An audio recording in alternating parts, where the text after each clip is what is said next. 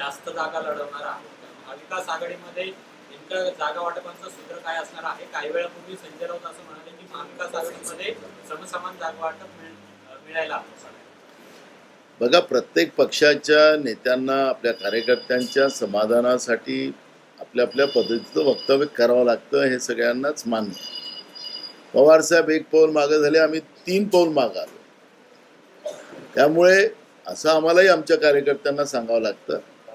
पण ज्यावेळेस आम्ही सगळेजण एकत्रित बसू त्यावेळेस आमचा सगळ्यांचा उद्देश एकच आहे की महाराष्ट्रातलं हे पेशवे आणणार विचाराचं जे सरकार आहे, एकनाथ शिंदे, अजित पवार, भाजप, देवेंद्र फडणवीस, या सरकारला परास्त करणं हा आमचा एकमेव उद्देश आहे आणि आम्ही बसून त्यामध्ये निर्णय करू.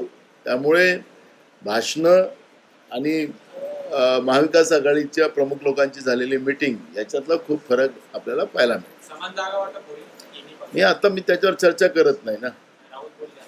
राऊत साहेब काही बोलू शकतात. राऊत साहेब कुठली प्रतिक्रिया मी देणार नाही. उद्धव ठाकरेंनी एक रिएक्शन दिली होती, प्राजक्ताच्या फुलं दुसऱ्याच्या दारात पडतात, याचा अर्थ काय द्यायचा?